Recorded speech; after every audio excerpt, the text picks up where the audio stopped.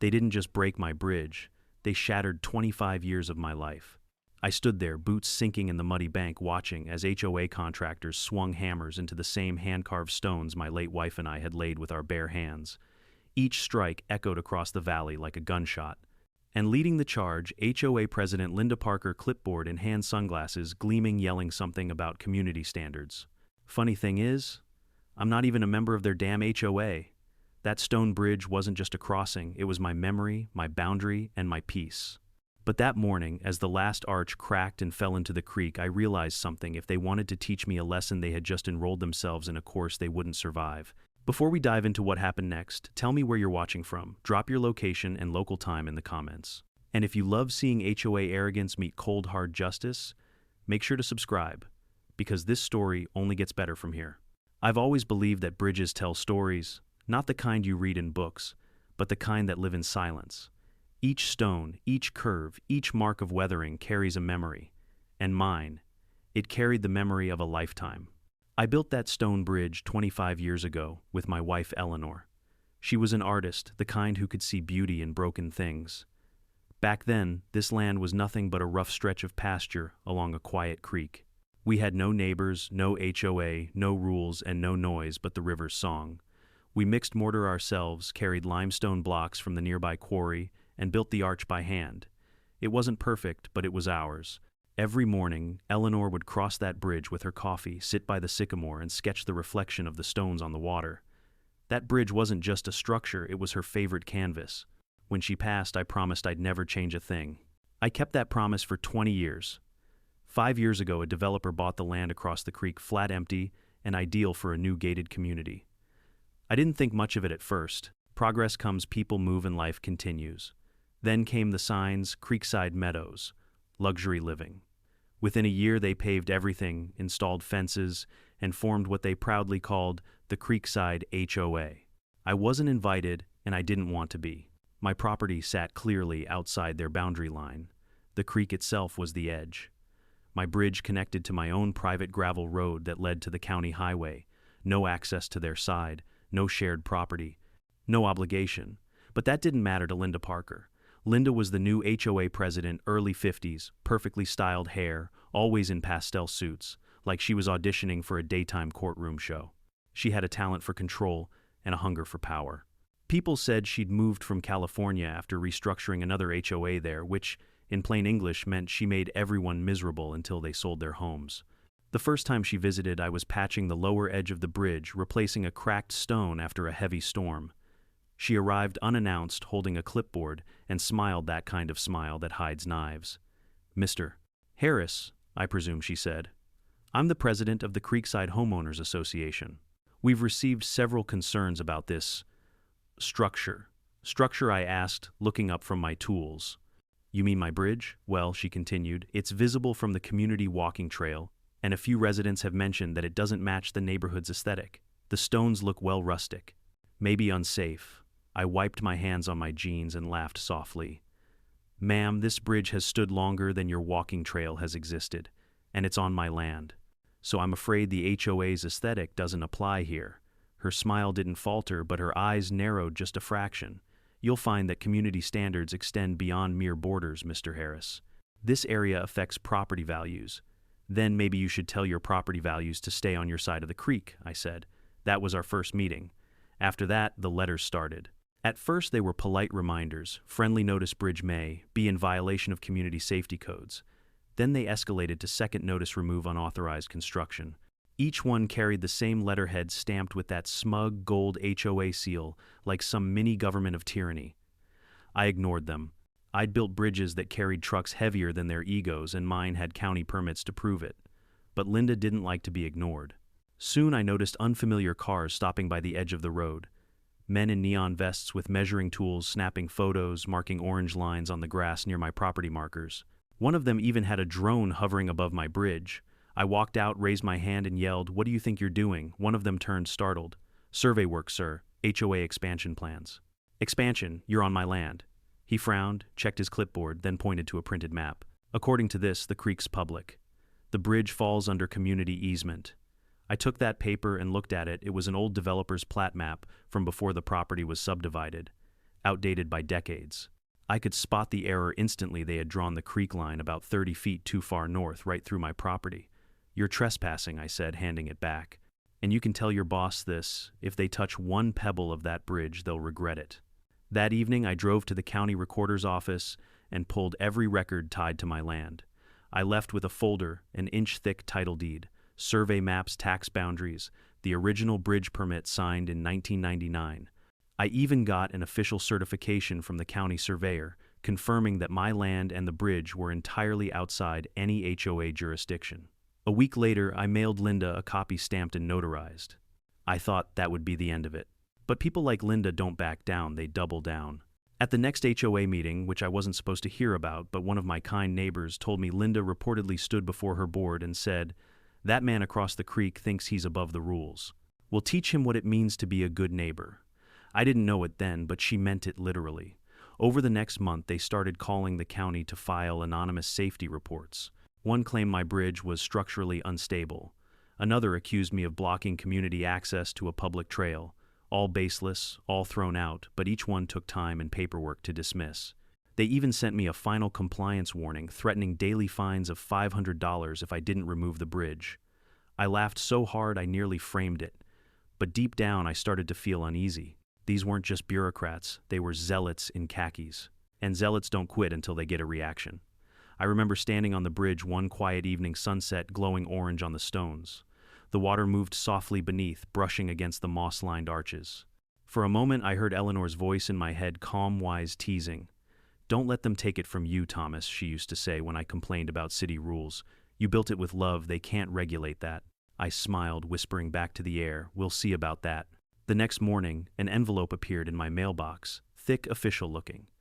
Inside was a notice of removal stamped HOA Enforcement Directive. It read, "In accordance with Section 4B of the Community Infrastructure Guidelines, all non-compliant crossings must be removed by HOA-appointed contractors for the safety and visual integrity of Creekside Meadows." I nearly tore the paper in half. I wasn't part of Creekside Meadows. My land had never been annexed, never agreed to their charter, never paid dues. This was pure overreach power play by a suburban monarch. So I did what any engineer would do. I documented everything. I photographed every letter, every map, every orange marking. I even installed a camera facing the bridge just in case. And as I reviewed those images later that night, something in my gut told me they were planning something big. The kind of thing you don't send in the mail. I didn't know it yet. But the lesson they were about to teach me would destroy more than just a bridge. It would destroy them. I used to think that paper was harmless. After a lifetime of engineering contracts, city permits, and technical drawings, I'd learned to respect documents, not fear them. But when an HOA wants to destroy you, paper becomes a weapon sharper than any blade. It started with what I called the paper war. Almost every week, a new envelope appeared in my mailbox. Each one thicker, louder, more ridiculous than the last. Notice of violation, notice of fine, final warning. They were all printed on glossy letterhead with the HOA crest, a golden oak leaf that looked like it belonged on a cheap wine bottle. One notice accused me of constructing an unapproved structure that obstructs community waterways. Another claimed my property disrupts the neighborhood's cohesive landscape aesthetics. One even said, "My use of river stones does not meet approved design palette." I almost choked on my coffee reading that one. I didn't even live in their damn neighborhood. Still, I decided to play it calm. I wrote back once very politely explaining that my land was privately owned outside the HOA's jurisdiction with county permits to prove it. I enclosed copies of every legal document thinking that would end the nonsense. It didn't. 2 weeks later, I woke up to the sound of spray cans hissing near the creek. I walked outside and froze. 4 men in orange safety vests were painting red lines along my fence posts, then walking toward my bridge. The sound of the paint shaking that metallic rattle still makes my jaw tighten. "Hey," I shouted. "What are you doing?" The nearest worker looked up. "Survey work, sir. Just marking the community boundary." The community boundary, I stepped closer. "This is my property line, and that's my bridge." He pulled a folded map from his vest pocket, smudged with dirt and creases. "According to HOA records, this section's been designated as community access terrain." I snatched the paper, my pulse hammering. The map was ancient, dated nearly 30 years ago, from when the land across the creek was still farmland. The creek's path had shifted slightly over the years, carving deeper into their side.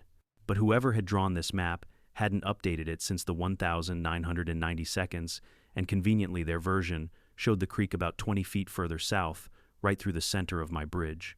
A boundary line error, a tiny mistake, or maybe a convenient one. You're using an invalid map, I said, firmly handing it back. That land is mine, and the county confirmed it. He shrugged, stepping back. Talk to the HOA, sir. We're just following orders. Yeah, I muttered. So were half the people in history who got sued for trespassing. That afternoon, I drove back to the county recorder's office with the bogus map in hand. The clerk, a young guy named Brian, looked it over, eyebrows raised. Oh wow, this map's not even digital. That's an old developer draft. See here. He pointed to the corner of the document. It says preliminary planning, not final. They can't use this for anything legal. Tell that to the woman across the creek, I said. She thinks it's gospel. Brian printed me a certified boundary map with my name, parcel number, and GPS coordinates highlighted. There, he said. Black and white proof that your bridge sits entirely on private land.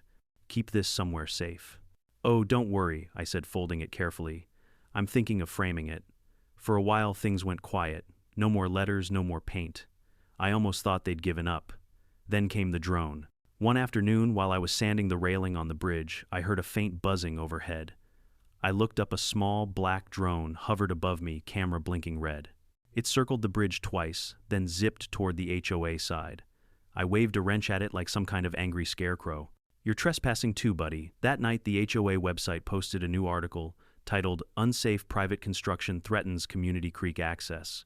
The thumbnail, a photo taken from the drone, my bridge, my house in the background, zoomed in just enough to make it look crooked. I couldn't believe it. They'd turned a hand-built memorial bridge into a public menace. A few neighbors from across the creek, good folks not part of the HOA board, called to apologize. Thomas, we saw what they posted. We know you're not part of this mess. One of them, a retired teacher named Mark, even whispered, between you and me, half the community hates Linda. She's power-hungry. Always looking for someone to bully. Guess you're her next project. He wasn't wrong. 3 days later, I came home to find a bright yellow paper nailed to the wooden post at the end of my driveway. It read, HOA Enforcement Notice. Immediate removal of non-compliant bridge required. Failure to comply may result in administrative penalties and forced removal. I stared at it, jaw clenched, hands shaking. The bridge stood quietly behind me, lit by the setting sun. Still beautiful, still strong, still mine. That night I couldn't sleep. I sat on the porch, listening to the creek, watching fireflies blink over the water. For the first time, anger began to outgrow patience. I wasn't just dealing with a mistake, this was harassment. They wanted control. They wanted obedience. I thought of Eleanor again. She'd always said that people who crave control usually fear chaos, and nothing scares them more than someone who can't be controlled. The next morning, I sent a formal cease and desist letter, certified mail, addressed directly to the HOA board. I included the county survey map, my title deed, and the environmental permit for the original bridge. I even highlighted the section stating property is privately owned and outside all municipal or HOA jurisdiction. I ended it with one line. Any further attempt to trespass or alter my property will be treated as criminal destruction and reported to county authorities. 2 days later, I received an email from Linda herself. It began with fake politeness and ended with venom. Mr. Harris, we appreciate your passion for your property. However, Creekside Meadows operates under the principle of community visual integrity. As your bridge directly affects neighborhood views, we reserve the right to intervene to preserve our shared environment. Kindly remove the structure by the end of the month to avoid escalation. Sincerely, Linda Parker, HOA President. I laughed out loud. Visual integrity, what kind of phrase was that? Still, something in her tone felt final. At that point, most people would have called a lawyer. I didn't, not yet. I wanted to see just how far they'd go. So I waited, documenting every interaction, keeping my camera pointed at the bridge day and night. 2 weeks passed. Nothing happened. The notices stopped. The drone vanished. Even Linda's smug car, that silver Lexus with HOA 1 on the plate, stopped showing up. Then one night I noticed something odd, a row of orange flags planted along the creek bank near the bridge. They hadn't been there the day before. At first I thought maybe the county was planning flood maintenance. But when I followed the line of flags, they led straight to the base of my bridge, and each was marked with initials, CPHOA, Creekside Property Homeowners Association. I felt a chill crawl down my spine. The next morning I called the county inspector's office. They confirmed they had issued no work permits for that area.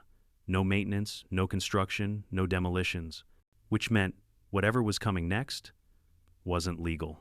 I remember standing on the bridge that evening, staring at the stonework Eleanor and I had laid with our hands.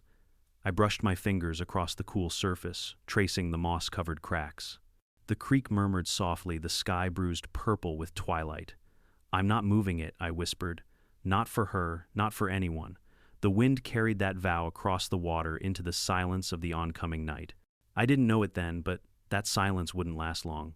The next sound I heard from that creek would be engines. Diesel, metal, and by morning my bridge would be gone. It was just past midnight when the sound reached me, deep, mechanical, and wrong, a low rumble like thunder that had forgotten to fade. I sat upright in bed, heart hammering. The sound came again, clank, hiss, grind. Diesel engines. I threw on my jacket and stepped onto the porch. A faint orange glow flickered beyond the trees near the creek. For a second I thought maybe a neighbor had left a generator running. But then I heard voices shouting metallic clangs and the unmistakable crack of stone under pressure. I ran down the dirt path toward the sound, flashlight in hand. The night air smelled of oil and wet earth. As I broke through the tree line, my breath caught in my throat. There, under the floodlights, a yellow excavator was parked right at the edge of my bridge. Two men in reflective vests were standing beside it, one waving instructions, the other operating the machine. Each movement of that hydraulic arm sent a shiver through me. The excavator's claw came down hard, crunch, and a chunk of the stone railing shattered, falling into the dark water below. "Stop!" I yelled, sprinting toward them. "What the hell are you doing?" The man on the ground turned, startled. "Sir, please stay back. We've got authorization to remove an unsafe structure." "Authorization from who?" He held up a clipboard, tapping a paper with a gloved finger. "Creekside Meadows, HOA. Work order #214. I snatched the document out of his hand. Even in the glare of their lights, I could tell it was a joke.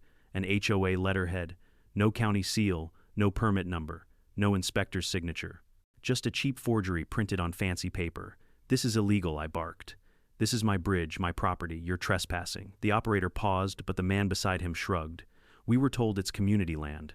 You'll have to take it up with the HOA, sir." "Take it up with the HOA," I stepped closer, pointing at the bridge. "You're destroying 25 years of work right now." The excavator's arm swung again, breaking another stone section. Dust rose in the floodlights, swirling like smoke. The creek gurgled beneath, carrying away pieces of my life. Something inside me snapped. I pulled out my phone and started recording, shouting every detail for the camera. "This is Thomas Harris, property owner, recording an act of trespassing and destruction ordered by the Creekside Meadows HOA. These men are demolishing my private bridge without permit or authority." The operator shut off the engine, clearly nervous. "Look, sir, we're just following the order." "Then tell your boss to follow me to court," I snapped. That's when I saw her. Linda Parker stood on the far bank, wrapped in a beige trench coat, arms crossed, clipboard in hand, a smug half-smile cutting across her face. Her silver Lexus was parked just behind her headlights, aimed like spotlights across the water. "Evening, Mr. Harris," she called out. "I told you this structure was unsafe. The board voted for removal. You should thank us before someone got hurt." "Someone's about to get hurt," I growled, "and it won't be because of this bridge." She tilted her head, feigning pity. "You know you could have avoided all this by cooperating, but you just had to make it difficult." "Cooperating? I'm not even in your damn HOA." "Oh, technicalities," she said with a wave of her hand. "The creek connects us all. We're just ensuring the community's safety and consistency. Can't have a crumbling old bridge spoiling the view from our walking path." "Consistency," I laughed bitterly. "Lady, this bridge has stood through floods, storms, and time itself. The only thing crumbling here is your common sense." Linda smiled thinly. "That's quite the speech, Mr. Harris, but I'm afraid it's too late." She gestured with her hand, and the excavator's arm came down one last time. The arch gave way with a deep, echoing crack. A cascade of stone tumbled into the creek, splashing cold water high into the air. The noise drowned out everything for a moment, even my shouting, even Linda's smug silence. When it was over, only rubble remained. The bridge that Eleanor and I had built by hand, stone by stone, heart by heart, lay shattered in the black water below. I stood, frozen throat tight, unable to speak. Linda stepped closer to the creek bank, her voice calm, satisfied. "You can walk across like everyone else now. Consider it a lesson in humility." I met her gaze and said quietly, "You just declared war, Mrs. Parker, and I don't lose wars." She smirked. "We'll see." Then she turned and walked away, heels clicking against the concrete as the floodlights shut off one by one. By the time the sheriff arrived 30 minutes later, the work crew and machines were gone. All that remained were tire tracks in the mud and the mangled skeleton of what once was my bridge. The deputy, a young man who clearly wasn't used to dealing with HOA feuds, took my statement but looked uncertain. "Do you have proof it was them?" I pointed at the glowing video on my phone. "Every second of it." He nodded slowly. "Good. Keep that safe. I'll file the report, but you'll probably want to talk to the county inspector too." "I plan to," I said. That night I barely slept. I sat on the porch until dawn watching the mist rise from the creek. Every time I closed my eyes, I saw Eleanor's face the way she used to brush dust from the stones while humming under her breath. She loved that bridge. It was our promise to each other that we could build something that lasted, and now it was gone. By sunrise, I wasn't angry anymore. I was focused. I grabbed my old drafting board, rolled out a fresh sheet of paper, and began to draw. Years of engineering training returned like muscle memory. I sketched the shape of a new bridge, stronger, higher, unbreakable, every measurement precise, every line sharp. This wouldn't just be a rebuild, it would be a statement. While I worked, I called an old friend, Mark Jennings, a retired county civil inspector. "Mark, it's Thomas. I need an assessment report on a demolished private bridge, environmental impact, structural loss, the works." He sighed. "What happened this time, Thomas?" "The HOA happened," I said flatly. Mark whistled. "Oh boy. That woman again, yep. And this time she went too far." He promised to come by the next day. In the meantime, I contacted the county environmental agency. They confirmed that any demolition involving creek structures required a special environmental permit, which the HOA definitely didn't have. Even minor disturbance of a waterway could result in tens of thousands in fines. A small smile crept across my face. "Guess who just opened a new floodgate?" I muttered. Later that afternoon, as I walked down to the ruined bridge, I noticed something glittering among the stones. A metal tag, likely from the excavator. Stamped on it were the letters Parker Construction Group, Linda's last name. It hit me then she hadn't just ordered the demolition, she'd profited from it. Her brother, Richard Parker, owned the very company that did the job. HOA money, private benefit, illegal destruction. It was a perfect trifecta of corruption. That evening I stood where the bridge had been and recorded a new video. My voice was steady cold. "Linda Parker and the Creekside Meadows HOA have illegally destroyed my private property. They forged documents, trespassed, and damaged a protected creek. But here's the thing about bridges: when you tear one down, you can't control what flows through afterward. You started this. I'll finish it." I uploaded the video online. Within hours, it began to spread. Local news outlets picked it up. The headline read, "HOA destroys private stone bridge in community aesthetic dispute." By midnight, the story had thousands of comments. Some were furious, others amused, but nearly all agreed on one thing: the HOA had gone too far. For the first time in months, I slept. Not peacefully, but with purpose. Tomorrow, I'd start rebuilding. Not just the bridge, but my case. And when I was done, Linda Parker wouldn't just lose her title. She'd lose everything built on lies. By morning, the story had spread farther than I ever imagined. My inbox was flooded with messages, some from sympathetic neighbors, others from people across the country who had fought their own HOA nightmares. One headline on a local blog read, "HOA president orders demolition of man's private bridge, claims it was for aesthetic uniformity." For the first time, I felt a bit of wind at my back, but I knew sympathy wasn't enough. I didn't want pity, I wanted justice. Mark Jennings, my retired inspector friend, arrived just before noon. His pickup truck rumbled down the dirt road, toolbox rattling in the back. He stepped out, adjusted his cap, and whistled low when he saw the wreckage. "Good Lord, Thomas," he said, kicking at a pile of broken stone. "They really did a number on it." "Yeah," I muttered. "They call it community improvement." He crouched down, flashlight in hand, examining the debris like a detective at a crime scene. "You said they didn't have a permit, no county record, no environmental clearance, just a fake HOA work order." He shook his head. "Then they're in deep trouble. You can't so much as pull a weed near a waterway without 3 signatures and a permit number.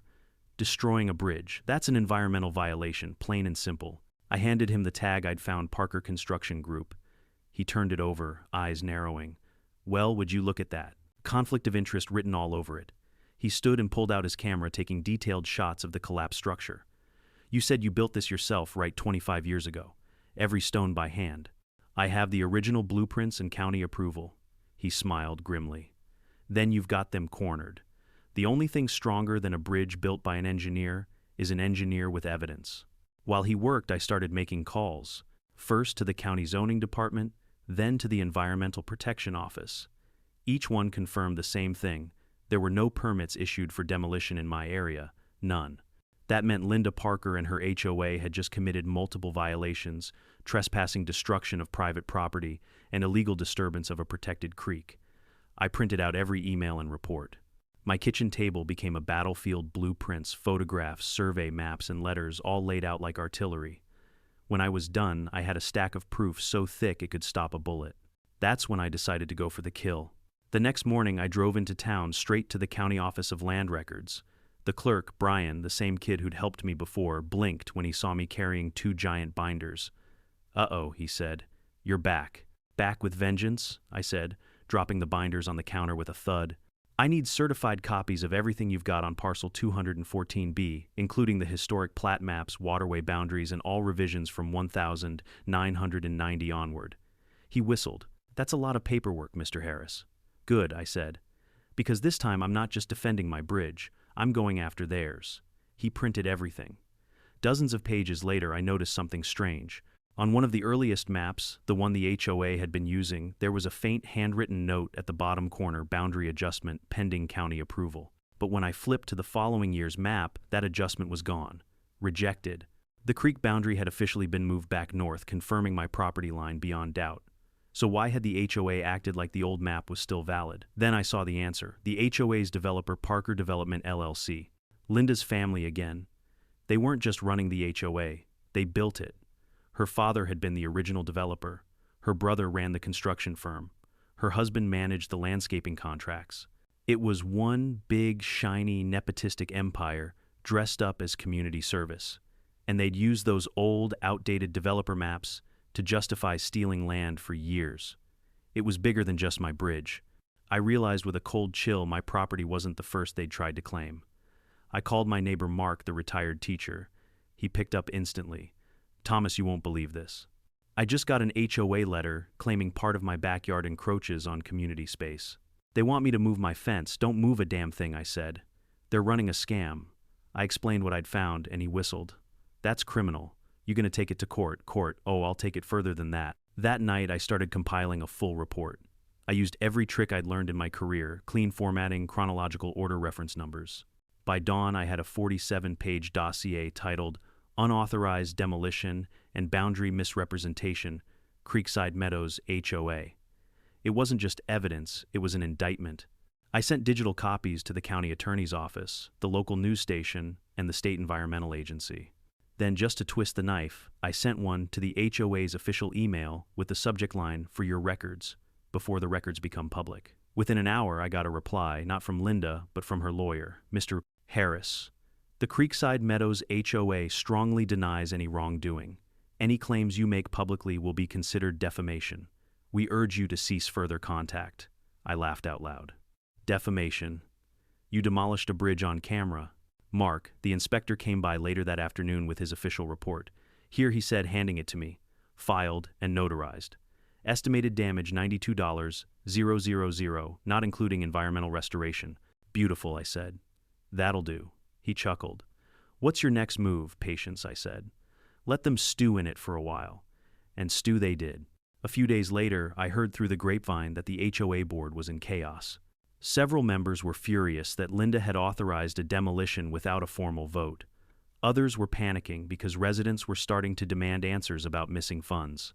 Apparently, the HOA's maintenance budget, the one that had paid for the excavator, came from resident dues, meaning every homeowner was now unknowingly part of an illegal act.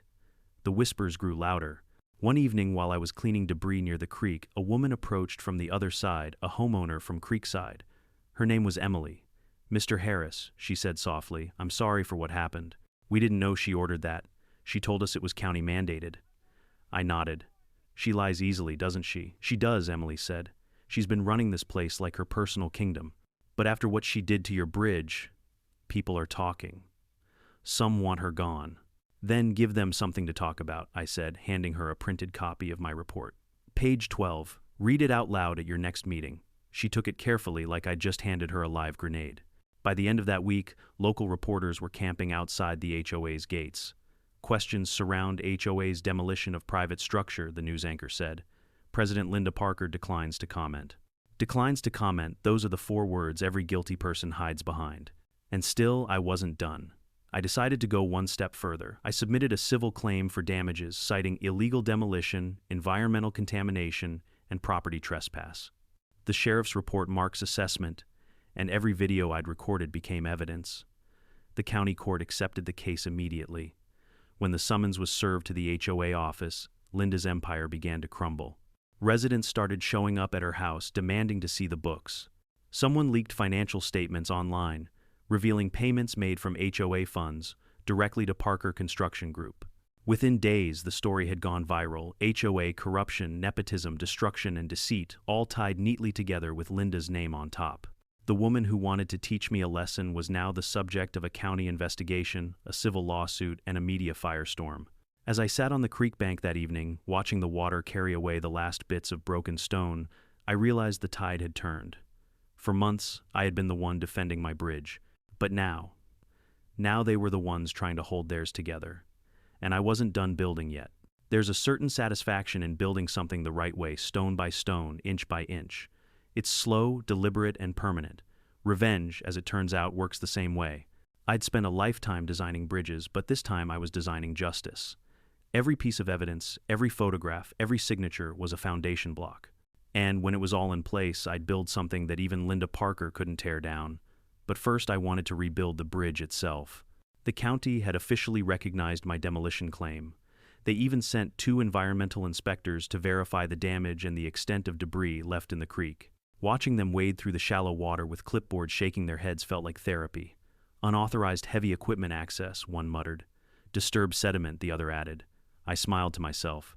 Music to my ears. They took samples, snapped photos, and filed a full environmental impact report.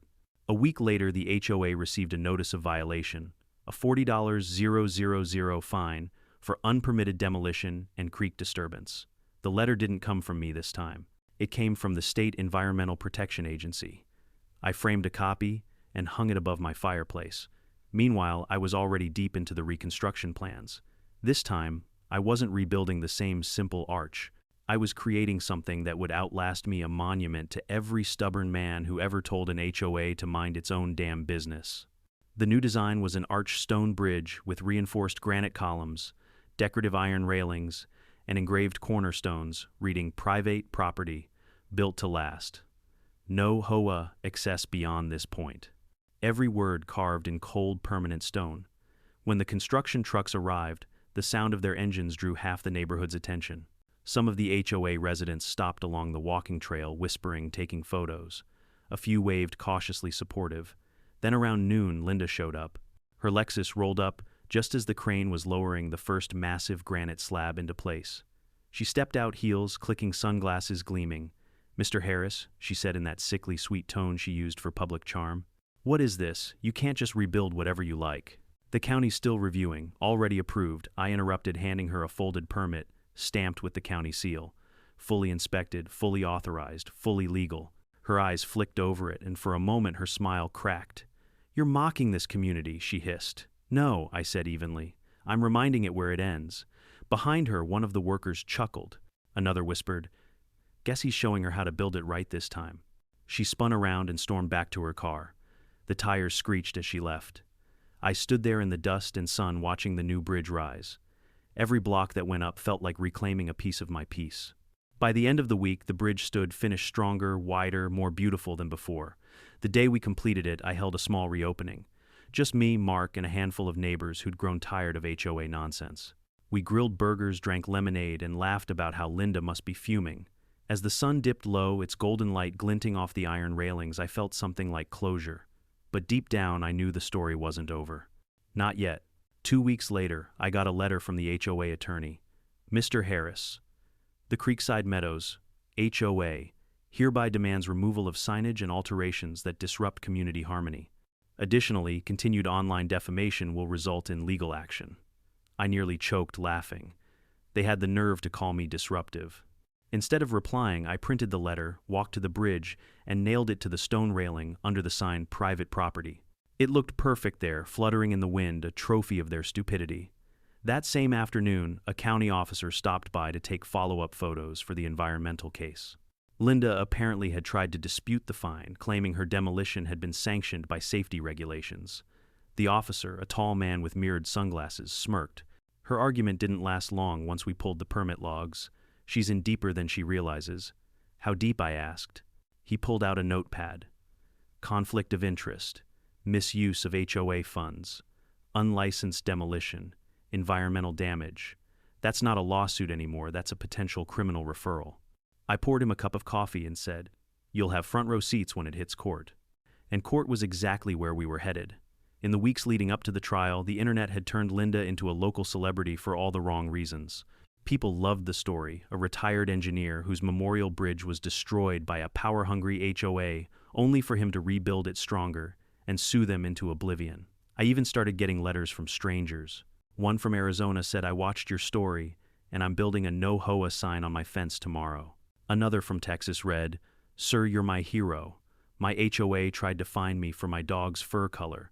Revenge wasn't supposed to feel like fame, but I'd be lying if I said it didn't make me grin." Meanwhile, the HOA board began to fracture. Linda's allies resigned quietly. Homeowners started demanding transparency, asking where their dues had gone. When someone leaked an internal ledger showing a $65,000 construction expense paid directly to Parker Construction Group, that was the final crack. The HOA's own members called for a vote of no confidence. I wasn't there when they voted, but Mark sent me a text that night. "She's out." They kicked her off the board. And guess who they want to testify in court? You. I stared at that message for a long time, then typed back one word: perfect. The following morning I walked down to my bridge, coffee in hand. The water flowed steady and clear beneath it. Sunlight sparkled off the stone, making it look almost alive. For the first time since the demolition, I felt at peace, but it was a quiet kind of peace, the kind that hides something sharper underneath. I placed a small brass plaque on the side of the bridge. It read, "Rebuilt by the one who refused to bow." That night, I uploaded a new video titled, "How I Rebuilt the Bridge, HOA Destroyed." I narrated calmly, showing the before and after footage, the court filings, the environmental fines. No shouting, no anger, just facts, justice, and a bit of irony. Within 48 hours, it had over 1 million views. The next morning, I woke to an email from a local journalist asking for an interview. "Your story," she said, "is the perfect metaphor for standing up to control." I agreed under one condition: they film it right here on the bridge. When the cameras rolled, I stood with my hands on the new stone railing and said, "This bridge connects my past and present. It's what my wife and I built with love." And someone thought they could destroy that with paper and power. But you can't bulldoze integrity. You can't legislate memory. The reporter asked, "What do you hope happens next?" I looked at the water, smiling faintly. "I hope people remember that some things aren't meant to be controlled. Not land, not legacy, not love." She nodded, and the cameras clicked. By sunset, the clip aired across every local channel. HOA members across the state were probably choking on their cocktails watching it. Linda, somewhere behind her lawyer, must have been seething. But I didn't care anymore. I wasn't building for her. I was building for everyone who ever lost something to arrogance. And the beauty of stone, it outlasts arrogance every single time. A week later, my lawyer called. "Thomas, you're going to like this. The county prosecutor just filed official charges: fraud, misappropriation of funds, and falsifying documents." I set my coffee down and leaned back, the weight of months lifting off my chest. "Well," I said, "looks like the lesson finally hit home." He chuckled. "Seems so.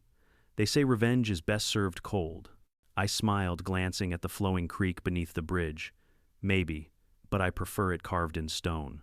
The courthouse smelled like old wood and tension, that strange mixture of polished oak benches, stale air, and nervous ambition. It was the kind of place where everyone thought they were right until a judge reminded them they weren't. I'd been in courtrooms before decades ago as an expert witness for bridge engineering disputes, but this time I wasn't there as a consultant. I was the plaintiff. And the defendant, sitting 20 feet away, perfectly pressed in her pastel suit, was Linda Parker, former queen of the HOA kingdom, now stripped of her crown and drowning in legal paperwork. I could feel her eyes on me as I took my seat. I didn't look back. "Case number 24CV1875, the clerk announced. "Harris versus Creekside Meadows Homeowners Association." The judge entered, a tall man with sharp eyes and the calm of someone who'd seen everything from speeding tickets to family feuds that ruined generations. "Let's begin." My lawyer, a no-nonsense woman named Rachel Nguyen, stood up first. She was younger than me, but she carried herself with the kind of quiet fire that made juries lean forward. "Your Honor," she began, "this is a case about abuse of power, trespassing, and the unlawful destruction of private property, a bridge that represented a man's family legacy. The defendants, the Creekside Meadows, HOA, and its former president, Mrs. Parker, took it upon themselves to destroy what was never theirs, using falsified documents, unlicensed contractors, and resident dues to fund it." Then she paused, sliding a photo onto the display monitor. It was the image of my bridge, the one I'd taken on that last day sunlight hitting the arch just before they tore it down. The courtroom went silent. Even the sound of the ceiling fan seemed to fade. Rachel turned toward the judge. "Mr. Harris built this bridge himself 25 years ago with county approval.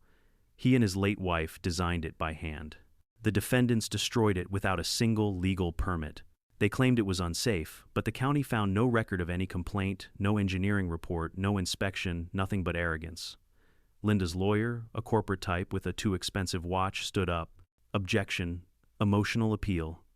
"Overruled," the judge said quietly. "Continue, Miss Nguyen." She nodded. "The HOA's justification was based on an outdated developer map, one that's been invalid for decades. Even worse, the demolition was performed by Parker Construction Group, a company owned by Mrs. Parker's brother. That's not community service. That's corruption." The defense attorney stood.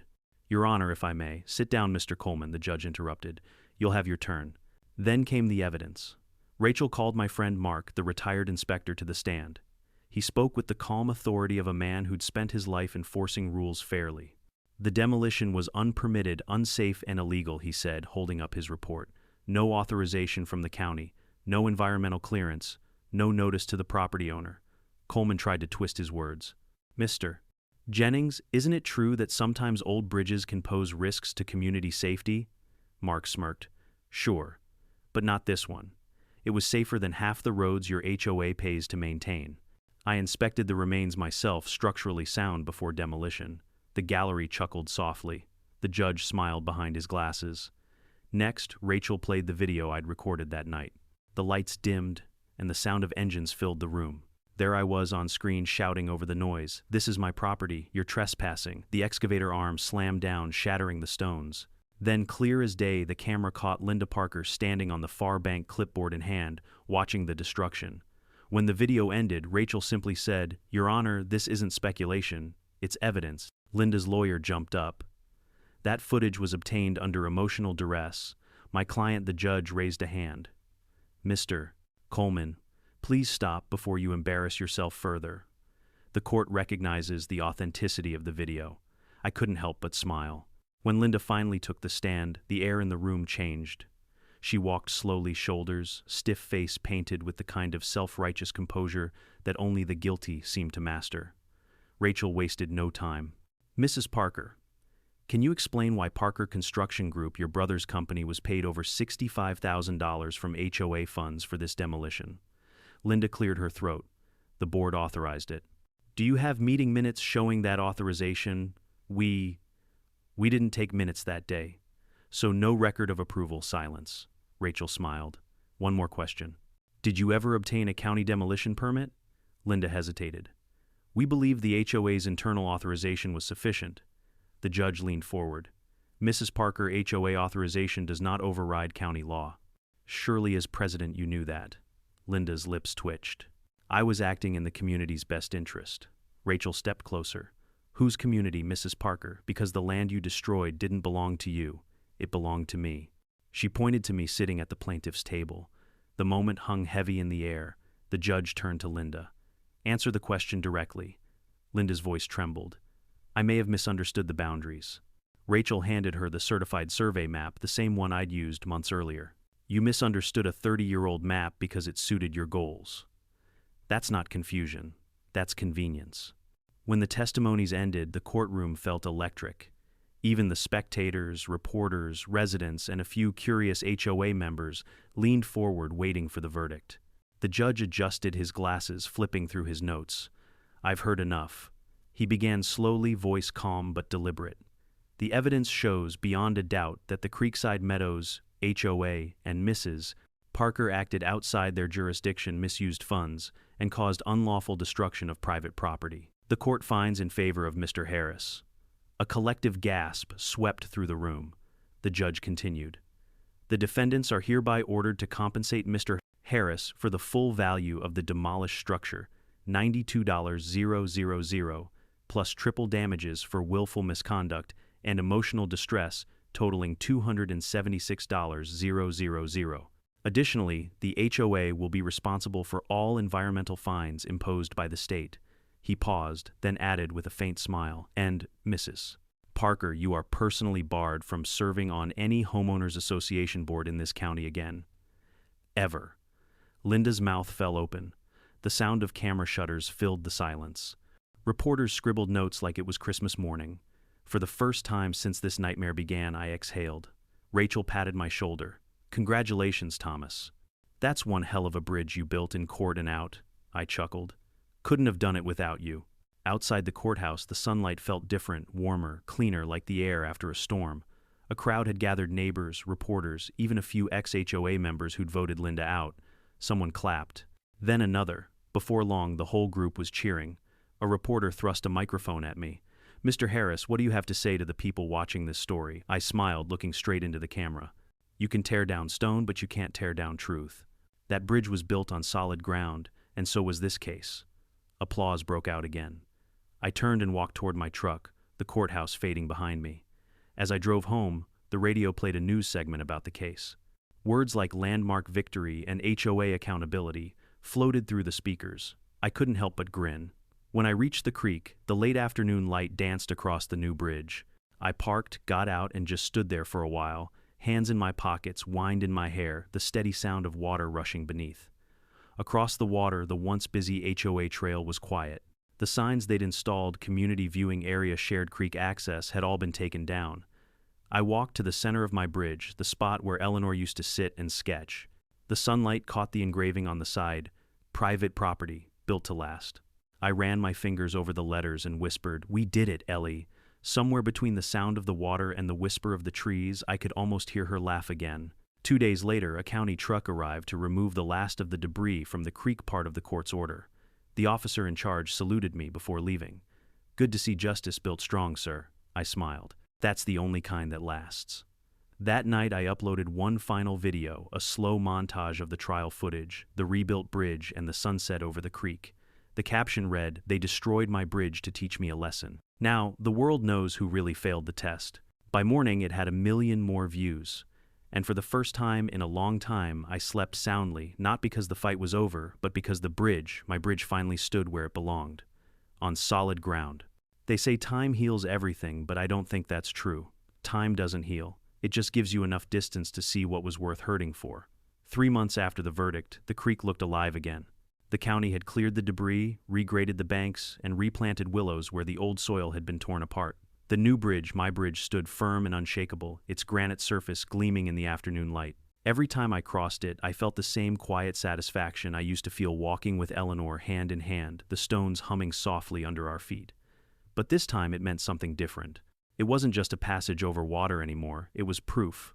Proof that truth, patience, and a bit of stubbornness can outlast even the loudest bullies with clipboards. The county sent me a final update. The HOA had paid every cent of the damages. The fine for environmental violations had nearly bankrupted them. Residents voted to dissolve the old board entirely and start fresh under a new charter. Linda Parker, meanwhile, had vanished. Rumor had it she moved to Florida, where, according to one particularly gleeful local reporter, she tried joining another HOA and was promptly rejected once her name popped up in the news archives. Justice has a sense of humor. One quiet morning, as I was sipping coffee on the porch, I heard a car pull up by the fence. It was Emily, the HOA resident who'd helped leak the truth. She stepped out carrying a box of homemade muffins and a small envelope. "Morning, Mr. Harris," she said. "Or should I say our local legend?" I chuckled. "Don't start that.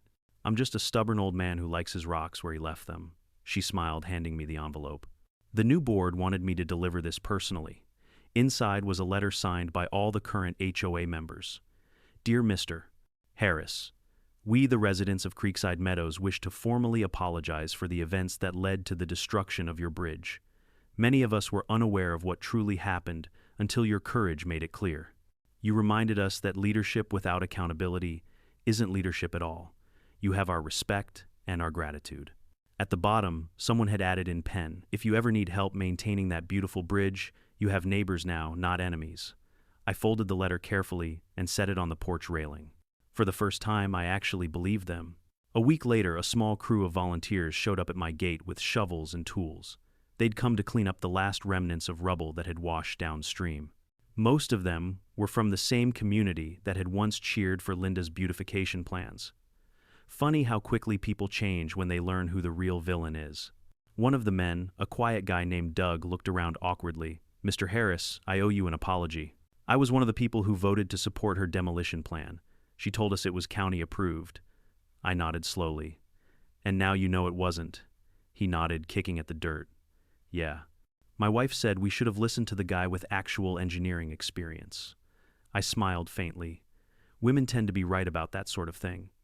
We worked together in silence for a while, clearing old debris. By sunset, the creek looked almost pristine again. The reflection of the bridge shimmered on the water like a quiet reminder. Nothing man-made ever truly lasts forever, but some things last long enough to matter. Before leaving, Emily turned to me. "You know, this bridge brought the whole neighborhood together in the end." I looked out over the water. "That's the funny thing about bridges," I said. "They connect people, even the ones who try to tear them down." As weeks passed, life settled into a calm rhythm again. The HOA drama faded from the headlines, replaced by newer scandals, some city council fiasco, a dog park dispute, the usual circus. My story still circulated online, though, retold in short clips and reaction videos titled things like "HOA destroys, wrong man's property," or "Retired engineer schools, HOA president in court." It was surreal. Teenagers on TikTok quoting my line, "You can tear down stone but not truth." I never set out to become a symbol of rebellion against petty bureaucracy, but apparently that's what I'd become. Mark called one evening, laughing. "Thomas, you're a meme now," I sighed. "At least it's better than being an obituary." He chuckled. "You know what's funny? Half the county inspectors I talk to bring up your case in meetings. You've basically become required reading." "Well," I said, smiling, "then maybe something good came out of all that dust and diesel." Sometimes I'd catch myself walking the bridge at twilight, the same time of day Eleanor used to sit there sketching. The water beneath glowed with the colors of sunset gold fading into pink, melting into deep indigo. The soft murmur of the creek mixed with the evening breeze through the sycamores. I liked to imagine she was still there, somehow sitting just beyond sight, smiling at what we'd rebuilt. One evening I brought out one of her old sketchbooks, now weathered with age. Inside were faint pencil drawings, the bridge from every angle, the creek winding beneath it, her notes about light and shadow. On the final page she'd written, "Beauty doesn't last, but love leaves shape." I closed the book and rested it on the stone railing. She was right, of course. Love leaves shape, sometimes in stone, sometimes in scars. Later that month, the local newspaper published a final feature on the case, titled "The Bridge That Wouldn't Fall." The journalist visited the site, interviewed neighbors, even took aerial photos of the newly restored creek. At the end of the article she wrote, "In an age where homeowners associations wield absurd power, one man's quiet defiance reminded us that integrity still builds stronger foundations than authority ever will." I cut that line out and taped it inside Eleanor's sketchbook. Not long after, the county invited me to speak at a community event about property rights and environmental stewardship. At first I almost said no, I'm not one for podiums and microphones. But then I thought about all the people who'd been bullied by HOAs, who'd paid unfair fines, or lost parts of their homes to red tape. Maybe they needed to hear it. When I took the stage, I kept it simple. "I'm no hero," I began. "I'm just a man who built something with love and refused to let arrogance destroy it. You don't need power to stand your ground. You just need patience, proof, and a little bit of humor. Because if you can laugh while fighting back, they've already lost half their control." The crowd laughed softly, but their applause felt warm, real. Before I left, someone asked what lesson I'd learned through it all. I thought for a moment and said, "Don't build bridges for people who can't respect the other side." That night I walked home under a quiet sky. The stars shimmered like dust scattered across dark velvet. The new bridge glowed softly under the porch-lighted stones, catching the moon's reflection. I stopped in the middle, listening to the water flow beneath. It was peaceful, the kind of peace that comes after a storm you've survived, not one that passed you by. And for a brief, beautiful second, I felt that same sense of calm I'd felt all those years ago when Eleanor and I laid the final stone together. She'd smiled and said, "It'll stand long after we're gone." Now I knew she was right. Because some bridges aren't built just to cross water, they're built to remind people what stands when everything else falls. Sometimes standing your ground doesn't mean shouting the loudest, it means knowing when to let truth do the talking. People like Linda Parker will always exist, small minds with big clipboards. But no matter how much noise they make, they can't change what's solid. Whether it's stone evidence or integrity, if it's built right, it lasts. So the next time someone tells you to tear down what you built, remember this story. Hold your ground. Protect what's yours. Because in the end, justice isn't handed to you, you build it one stone at a time. Now it's your turn. Tell me in the comments, have you ever stood up to an HOA, a boss, or anyone who thought they could control you? Where are you watching from tonight? Let's keep this bridge of stories alive. And if you enjoyed this one, don't forget to subscribe. More real justice, more crazy HOA stories, and more bridges that refuse to fall are coming your way.